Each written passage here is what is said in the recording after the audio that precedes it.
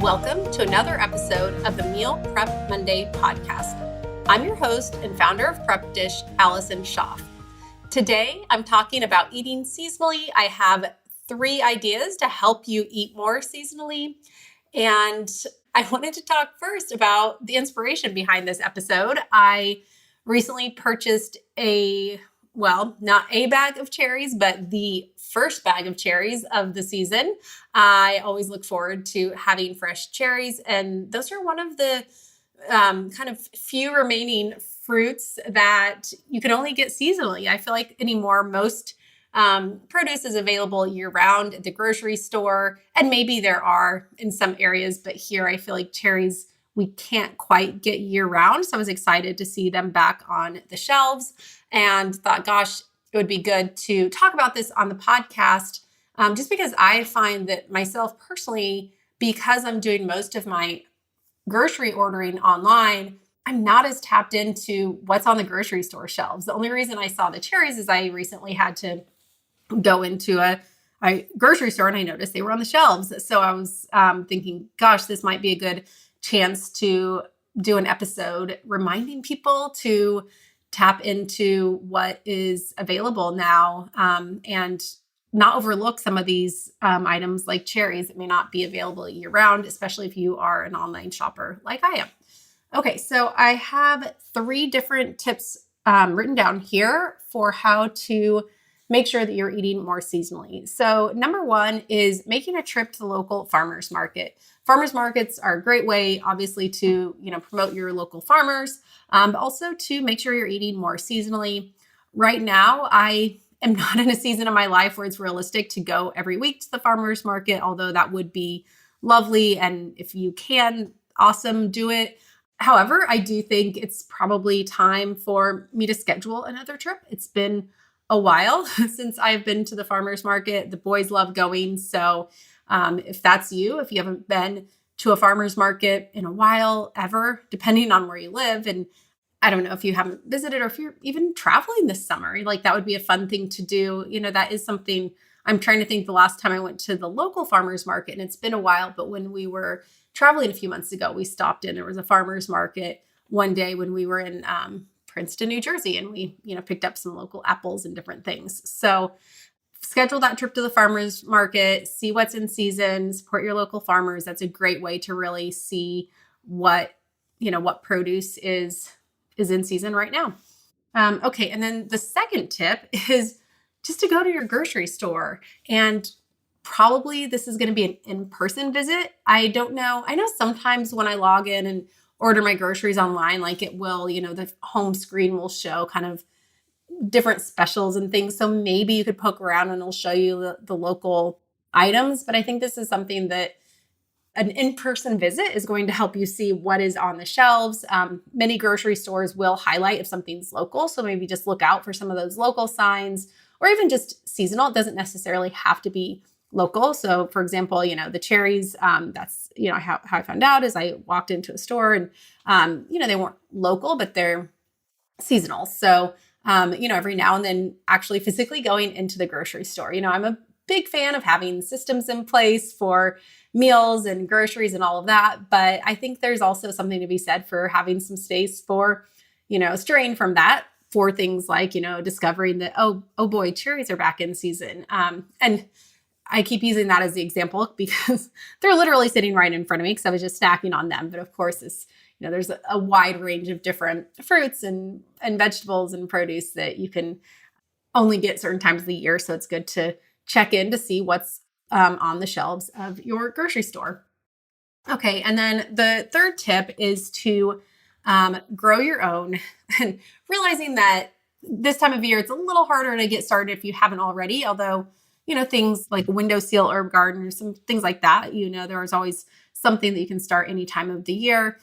But I wanted to kind of talk a little more about, maybe if you already have a garden, and I use that term loosely because when I say you have a garden, if you're growing anything edible, maybe consider also doing a swap as a way to kind of tap into some more seasonal items. So for example, if you are growing tomatoes this year, maybe check in and see if one of your neighbors is growing something else. If they have some zucchini or cucumbers or something like that, you could do a swap of, when you have this overabundance of tomatoes, you can hand those off. And then when they have their, overabundance of cucumbers or whatever it is, you can kind of swap there so that you both get to tap into more seasonal produce that's coming up and, not have to have this wide variety of different vegetables that you're growing yourself.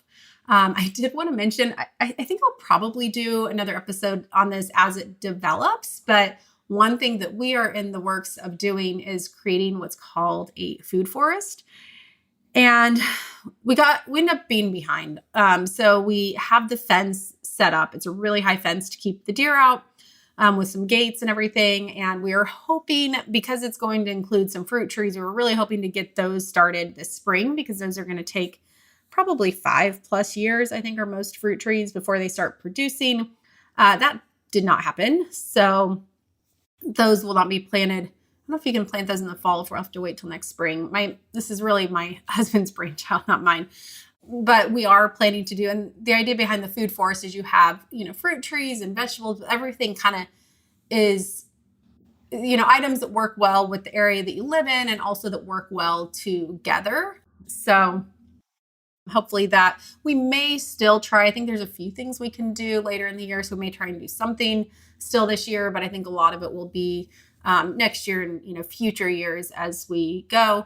And then the other thing that we don't have going right now is our lettuce grow. If you want to hear more about that, I can link the episode in the show notes. It's basically like one of those towers where you can grow really any produce. We do mainly greens in ours, but with our construction going on, we can't use our second floor balcony, which is where it's usually set up.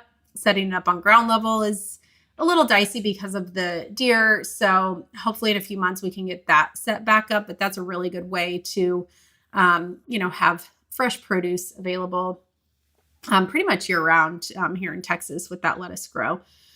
And then, so those are my 3 tips, but I did write down a 4th bonus tip is that if you are already a Prep Dish subscriber, you probably know that our meal plans are all built to be seasonal. So we definitely make sure that, like a July menu is going to include some peaches, which you won't see in January. We make sure that any of the recipes we're using are as, seasonal as possible and really taking advantage of any of those produce that might be really in peak season. So, we'll do a lot more, butternut squash or some delicata squash in the fall and, not using them in the spring and, making sure to have pomegranates. Now I'm thinking fall foods, but, summer foods apply as well, or, like strawberries are in season. So making sure there's strawberries on the menu and, things like cherries. So that is something that we are very intentional about when creating those meal plans. So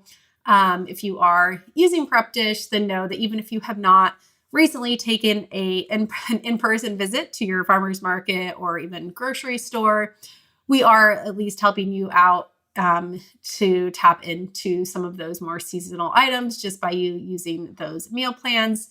If you are not a current subscriber, you're welcome to download a free week. You can text 33777 and the word meal prep for 1 free week. Again, the number is 33777 and the word meal prep, and you can download 1 week of a meal plan.